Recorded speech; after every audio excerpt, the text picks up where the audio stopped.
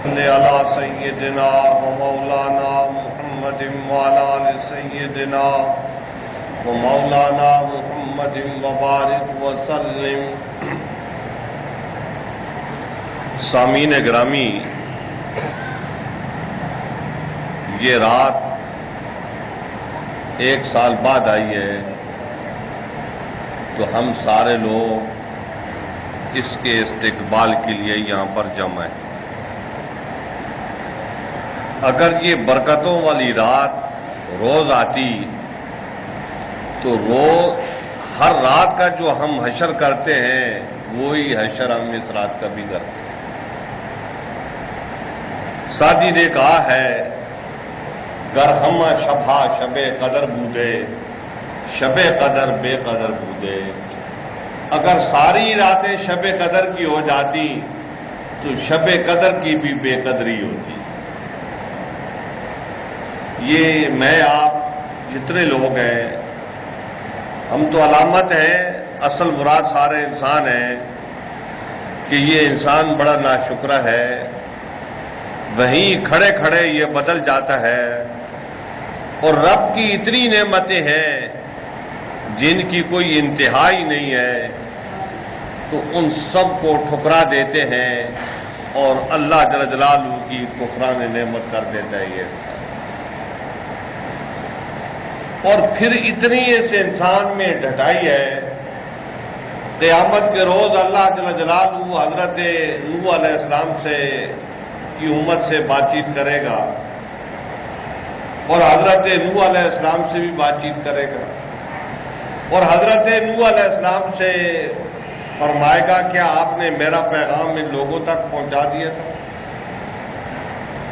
وہ بولیں گے کہ باری تعالیٰ میں نے تیرا پیغام ان تک پہنچا دیا تھا۔ اب یہ اللہ کے نبی کہہ رہے ہیں میں نے پیغام پہنچا دیا، اور آگے جن کو ہم انسان کہتے ہیں، جن کو ہم بندے کہتے ہیں، وہ کھڑے ہو جائیں گے، وہ کیا کہیں گے کہ باری تعالیٰ ہم تو ان کو جانتے نہیں، ہماری ان سے ملاقات ہی نہیں، پہچانتی نہیں، یہ ہے کون ہے؟ حالانکہ ان کے نبی تھے، ان سے ان کے سارے معاملات تھے۔ تو انسان اتنا جری ہے کہ اللہ کے دربار میں کھڑے ہو کے یہ جھوٹ بولتے ہیں۔ حدیث میں یہ بات آتی ہے، وہاں سے میں نے آپ کو سنائی ہے۔ تو یہ انسان جو اللہ جل جلالہ کے سامنے کھڑے ہو کے جھوٹ بولے گا تو اس کا آپ اندازہ کرو کہ وہ کتنا سرکش ہے، اس کا نفس کتنی بڑی سرکشی میں پہنچا ہوا ہے، اور کس طریقے سے وہ اللہ جل جلالہ کی نافرمانی میں لگا ہوا ہے۔ ایسے میں اگر کچھ لوگ اللہ جل جلالہ کی اطاعت میں ہیں، اس کی فرما برداری میں ہیں، اور اس کے نبی کے حکم کے مطابق اپنی زندگی گزارتے ہیں، تو وہ قابل صد مبارکباد ہے۔ حضور اکرم صلی اللہ علیہ وبارک وسلم نے ایک دفعہ آنے والوں کا ذکر فرمایا، اور فرمایا کہ دیکھو اے صحابہ، تم میری باتیں مانتے ہو، تم اللہ کے احکام کو مانتے ہو، اس لیے کہ میں تم میں موجود ہوں، تم اللہ کے نبی کو دیکھ رہے ہو، ان سے بات چیت کر رہے ہو، اور قابل صد مبارکباد وہ لوگ ہیں جو میرے بعد آئیں گے، مجھے دیکھیں گے بھی نہیں لیکن میری اطاعت کریں گے، میری فرما برداری کریں گے۔ تو واقعہ وہ لوگ جو کسی دور میں بھی تھے اور انہوں نے حضور اکرم صلی اللہ علیہ وبارک وسلم کی اطاعت و فرما برداری کی ہے، تو وہ قابل صد مبارکباد ہے۔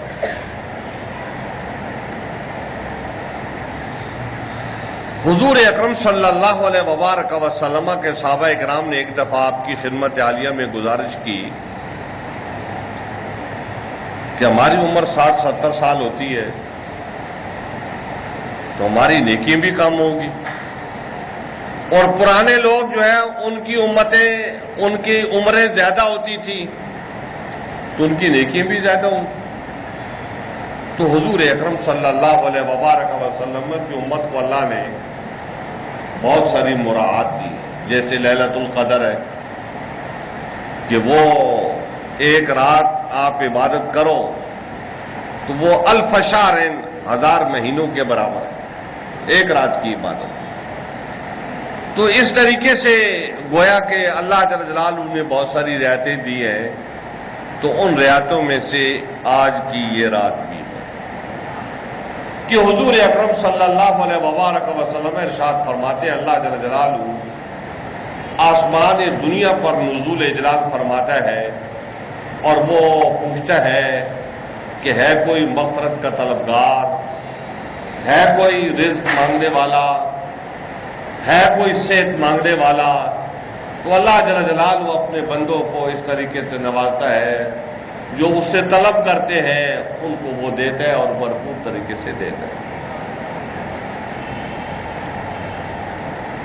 حضرات گرامی، وہ دولت حاصل کرنے کے لیے جو ہم جھوٹ بولتے ہیں، دغا کرتے ہیں، فریب کرتے ہیں، حتیٰ کہ حاجیوں کے پیسے لے کے بھاگ جاتے ہیں، فرار اختیار کرتے ہیں، یا ایک دن آتا رہتا ہے اخبارات میں، لوگ ملتے ہیں تو وہ بھی بتاتے رہتے ہیں وہ جس کو پیسے دیے تھے وہ پیسے لے کے بھاگ گیا، حاجیوں کو پیسے لے کے بھاگ گیا۔ یعنی یہاں تک جو ہے نا وہ ہم اتنے گھٹیا درجے میں ہم پہنچ چکے ہیں۔ تو حضور اکرم صلی اللہ علیہ وبارک وسلم نے یہ بات ارشاد فرمائی ہے کہ یہ وہ رات ہے جس رات کو دولت تقسیم ہوتی ہے۔ تو آؤ اللہ کے دربار میں، چوری کرنے کی کیا ضرورت ہے؟ ہیرا پھیری کرنے کی کیا ضرورت ہے؟ دغے بازی کرنے کی کیا ضرورت ہے؟ آؤ اللہ کا دربار کھولا ہوا ہے، مانگو آج کی رات۔ تو اللہ جل جلالہ خود فرما رہا ہے تم مانگو میں تمہیں دیتا ہوں۔ تو جب وہ خود کہہ رہا ہے کہ تم مانگو میں تمہیں دیتا ہوں، پھر چوری کرنے کی، ڈکیتی کرنے کی، ہیرا پھیری کرنے کی، جھوٹ بولنے کی، دغا بازی کرنے کا کیا مطلب ہوا؟ تو اس کا مطلب یہ ہے کہ اللہ جل جلالہ ہمیں دیتا ہے، ہمارا نفس ہمارا ہمیں ان سب غلط باتوں پر اکساتا ہے، اور یہ سارے غلط کام ہم کرتے ہیں پیسے جمع کرنے کے لیے، دولت جمع کرتے ہیں۔ حضور اکرم صلی اللہ علیہ وبارک وسلم نے یہ مبارک اور بابرکت رات عطا فرمائی ہے، اور اس کا مقصد یہ ہے کہ ہم اللہ جل جلالہ کی طرف سے رجوع کریں، اور جو میری امت کی طلب ہے، میری امت کے لوگوں کی، تو وہ اللہ جل جلالہ کے دربار میں عرض کریں۔ وہ ویسے بھی مانتا ہے، لیکن اس رات کو جب عرض کریں گے تو وہ ضرور مانے گا، ضرور قبول کرے گا۔ حضور اکرم صلی اللہ علیہ وبارک وسلم نے یہ بھی ارشاد فرمایا ہے کہ یہ وہ رات ہے کہ جس نے پیدا ہونا ہوتا ہے تو اس کا نام بھی لسٹ میں آ جاتا ہے اس سال پورے میں، اور جس سے فوت ہو جانا ہوتا ہے اس کا نام بھی لسٹ میں آ جاتا ہے۔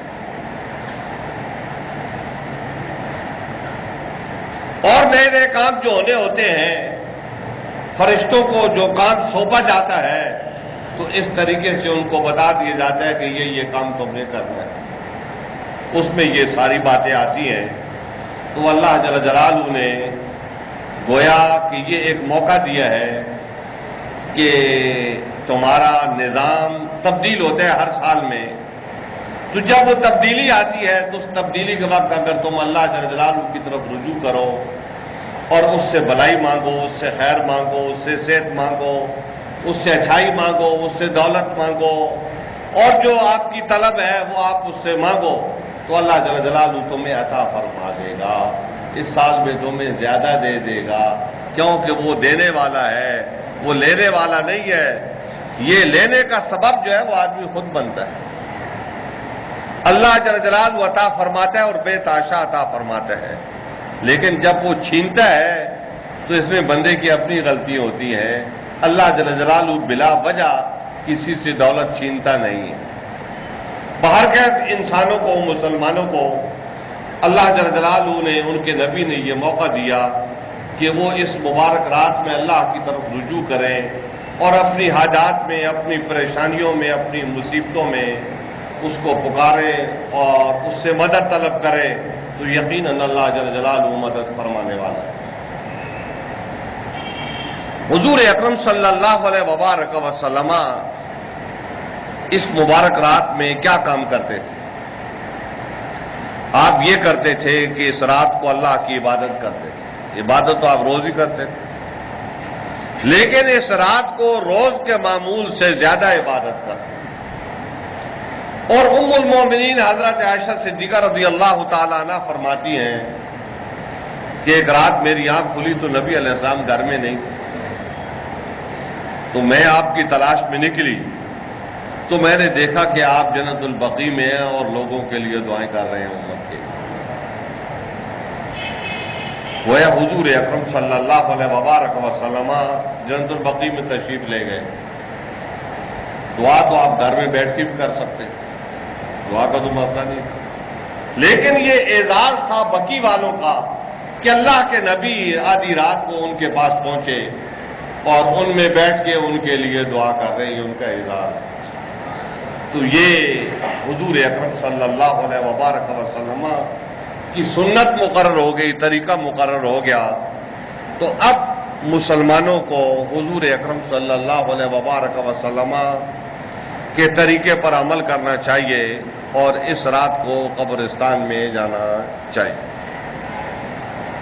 میں نے گزشتہ جمعوں میں سے ایک جمعے میں تقریر کی تھی کہ بعض لوگ قبر دشمن ہوتے ہیں، قبروں سے ان کو بڑی عداوت ہوتی ہے. آدمی جو ہی فوت ہوا تو اس کے دشمن بن جاتے ہیں، کہتے ہیں اس کو پڑھ کے بخشو نہیں، اس کی طرف سے صدقہ و خیرات نہیں کرو، اس کی طرف سے لوگوں کو کھانا نہیں کھلاؤ، اس کی طرف سے لوگوں کو کپڑے نہیں پہناؤ، اس کی طرف سے اور کوئی بھلائی کا کام کر کے جو ہے نا اس کو ثواب نہ پہنچے. تو اس کی دشمنی، مردے کی دشمنی جو ہے وہ شروع کر دیتے. اور پھر جب اس کو قبر میں دفن کر کے آتے ہیں تو پھر اس سے یہ دشمنی کرتے ہیں کہ لوگوں کو بولتے ہیں شرک ہے، شرک ہے، شرک ہے، ادھر قبر پہ جانا شرک ہے، شرک ہے. حضرات گرامی کوئی شرک نہیں ہے. حضور اکرم صلی اللہ علیہ وبارک وسلم جیسا کہ میں نے ابھی آپ سے عرض کیا جنت البقیع میں جاتے تھے اور وہاں جا کے ان کے لیے دعا فرماتے تھے. اسی طریقے سے حضور اکرم صلی اللہ علیہ وبارک وسلم شہدائے احد کی قبور پر بھی تشریف لے جاتے اور وہاں بھی ان کے لیے دعا فرماتے. اور سیدۃ النساء حضرت فاطمہ زہرا رضی اللہ تعالیٰ عنہ بھی مہینے میں ایک دفعہ ضرور احد کے شہداء کی قبروں کے پاس تشریف لے جاتی، ان کے لیے دعا کرتی. اور حضرت امیر حمزہ رضی اللہ تعالیٰ عنہ جو نبی اکرم علیہ الصلوۃ والسلام کے چچا تھے، ان کی قبر کو ٹھیک کرتی رہتی، پتھر رکھ کے صحیح کرتی، اوپر مٹی ڈالتی. یہ حضرت فاطمہ زہرا رضی اللہ تعالیٰ عنہ یہ کام کرتی.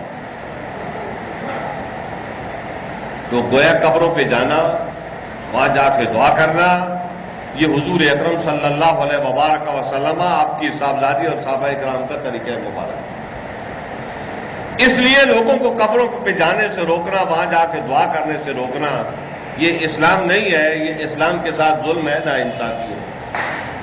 جو کام اللہ کے نبی نے کیا ہے تو آدمی کی فلاح اور کامیابی اسی میں ہے کہ وہ کام کرے.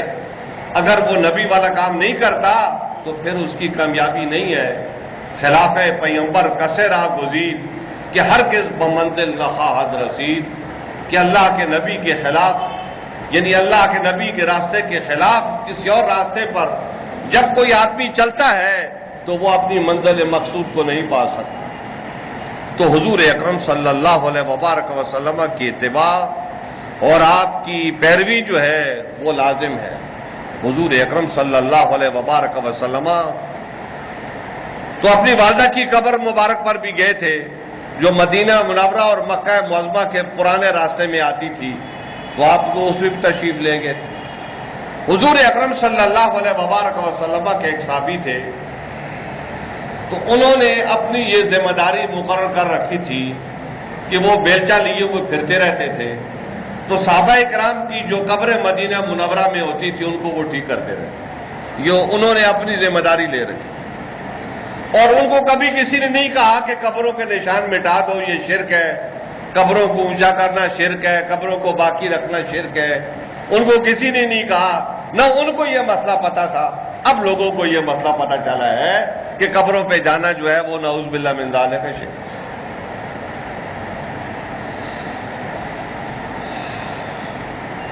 حضور اکرم صلی اللہ علیہ وبارک وسلم نے تو یہ فرمایا ہے کہ زیارت قبور کیا کرو، فإنہا تزاہد فی الدنیا وتذکر الآخرہ،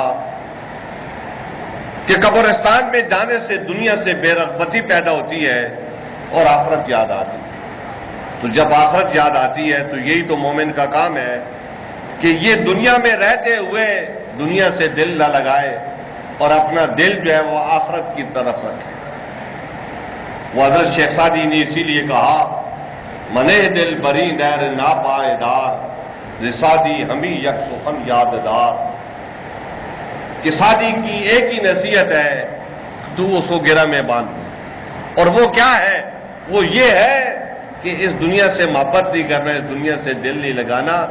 یہ دنیا بڑی بے وفا ہے، یہ آدمی کو دھکا دے کے آگے روانہ کرتی ہے، خود ہی ڈری رہتی ہے۔ جب سے آدم علیہ السلام آئے تب سے یہی زمین ہے، یہی آسمان ہے، یہی پہاڑ ہے، اسی طریقے سے دریا چل رہے ہیں، اسی طریقے سے سمندر اپنی جگہ پہ آباد ہے۔ تو یہ ساری چیزیں ہیں، آتے بھی ہم ہیں، جاتے بھی ہم ہیں، یعنی آنا جانا ہمارا لگا ہوا ہے، یہ دنیا ویسی کی ویسی ہی ہے۔ تو حضرت شیخ سعدی رحمۃ اللہ تعالی علیہ یہی بات ارشاد فرماتے ہیں کہ اس دنیا سے دل نہ لگاؤ، یعنی جھوٹ بول کے، دغا کر کے، فریب کر کے، اللہ اور اس کے رسول کی نافرمانی کر کے دولت جمع نہ کرو، اور دولت کے پیچھے ایسے مت پڑ جاؤ کہ تم یہ سمجھو کہ اب یہی دنیا ہے، دولت ہی ہے اور کچھ نہیں۔ حضور اکرم صلی اللہ علیہ وبارک وسلم نے لوگوں سے فرمایا، اب تمہارے بارے میں مجھے یہ خطرہ نہیں ہے کہ تم شرک کرنے لگو گے، مجھے کوئی اندیشہ نہیں ہے تمہارے بارے میں، مجھے ایک اندیشہ ہے تمہارے بارے میں، تمہارے پاس پیسے زیادہ آ جائیں گے اور تم خراب ہو جائیں، یعنی دولت زیادہ آ جائے گی اور دولت سے تم خراب ہو جائے۔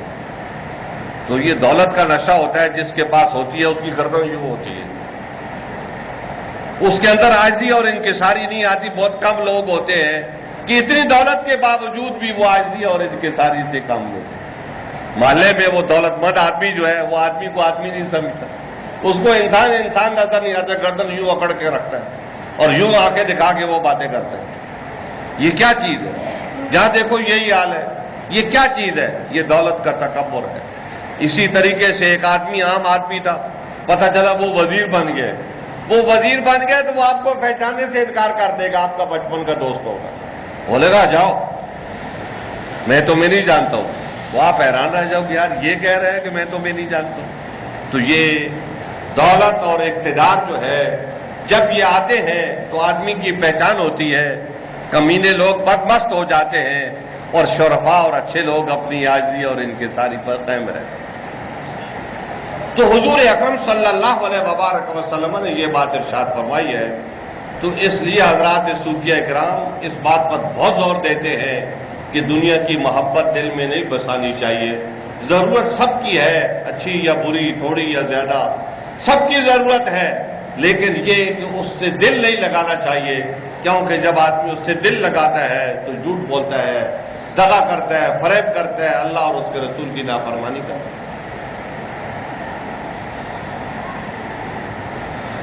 سامعین گرامی، حضور اکرم صلی اللہ علیہ وبارک وسلم کی اس رات کے بارے میں یہ تعلیمات ہیں کہ آپ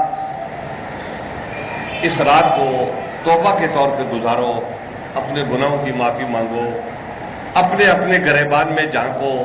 دوسروں کو نہیں پتا کہ آپ کیا کرتے ہو، لیکن آپ کو خود کو پتا ہے کہ میں کیا کیا کرتا ہوں، لہذا اپنے گریبان میں جھانک کے اللہ کے دربار میں گر جاؤ۔ اللہ جل جلالہ غلطی کو معاف فرمانے والا ہے، گناہ کو معاف فرمانے والا ہے۔ تو جب آپ اس کے دربار میں اس طریقے سے جھکیں گے تو اللہ جل جلالہ آپ کی خطاؤں کو، آپ کے گناہوں کو معاف فرمائے گا، اور آپ صدق کے دل سے جتنے اچھے طریقے سے معافی مانگو گے اتنے اچھے طریقے سے وہ آپ کو معاف کرے گا اور آپ کے درجات بھی بلند کرے گا۔ حضور اکرم صلی اللہ علیہ وبارک وسلم نے جو اپنے صحابہ اکرام کو تعلیم دی ہے تو تو وہ تعلیم یہ ہے کہ آدمی کو ایک اچھا انسان ہونا چاہیے، اپنے لیے بھی، لوگوں کے لیے بھی، پڑوسی کے لیے بھی، مالداروں کے لیے بھی، سب کے لیے ایک اچھا اور بہتر انسان ہونا چاہیے، اس کا خلق بھی اچھا ہونا چاہیے اور اس کے معاملات بھی بہتر اور صاف ستھرے ہونے چاہیے۔ حضرات گرامی، یہ رات ہمیں موقع فراہم کرتی ہے اس بات کا کہ ہم اللہ جل جلالہ کے سامنے اپنی ساری گزارشات پیش کریں، اپنی سابقہ زندگی جو ہے اس میں جو ہم نے خطائیں کی ہیں، اس کی نافرمانی کی ہے، ان سب باتوں میں اس کی طرف رجوع کریں، اس سے معافی کے طلبگار ہوں۔ اور اگر ہم یہ کر لیتے ہیں تو پھر ہم کامیاب ہیں، ہماری زندگی اچھی ہے، صاف ستھری ہے۔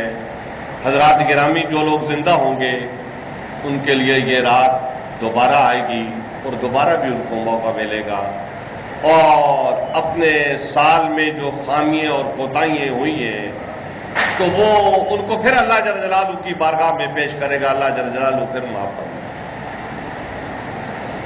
تو بزرگوں نے کہا ہے کہ 100 بار توبہ شکستی بازا، کہ اگر 100 بار بھی تو توبہ گناہ کر چکا ہے اور ہر دفعہ تو نے توبہ کی ہے، پھر بھی تو توبہ کر اور اللہ جل جلالہ کے دربار میں جھک۔ کیوں کہ انسان کی کامیابی اسی میں ہے کہ وہ اللہ جل جلالہ کے دربار میں جھکا رہے، عاجزی اور انکساری سے رہے۔ بڑائی جو ہے یہ صرف اللہ کے لیے ہے اور کسی کے لیے نہیں۔ یہ عظمت، یہ بڑائی صرف اللہ رب العالمین کے لیے ہے اور کسی کے لیے نہیں ہے۔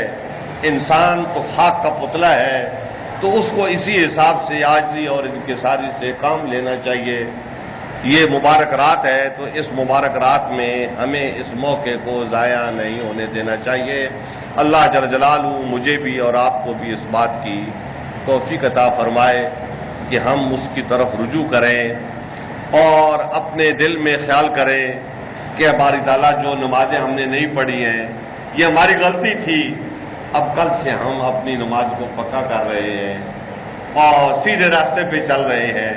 اے باری تعالیٰ، ہم جو جھوٹ بولتے رہے ہیں تو معاف فرما دے۔ تو ہم عہد کرتے ہیں کہ اب ہم جھوٹ نہیں بولیں گے، سچائی پہ قائم رہیں گے، چاہے اس کی وجہ سے جتنی تکلیفیں آ جائیں، کیونکہ جب آدمی سچ پہ قائم رہتا ہے تو پھر اس کی آزمائش بھی ہوتی ہے کہ یہ آزمائش پر پورا اترتا ہے یا اس نے اللہ سے جھوٹا وعدہ کر رکھا ہے۔ قرآن حکیم میں آتا ہے نا، الذی خلق الموت والحیات لیبلوکم ایکم احسن عملا، کہ اللہ نے موت کو اور زندگی کو پیدا کیا ہے تاکہ یہ آزمائش ہو کہ کون آدمی اچھا عمل کرتا ہے۔ تو یہ آزمائش ہے انسان کے لیے کہ وہ اچھا عمل کرتا ہے یا نہیں کرتا۔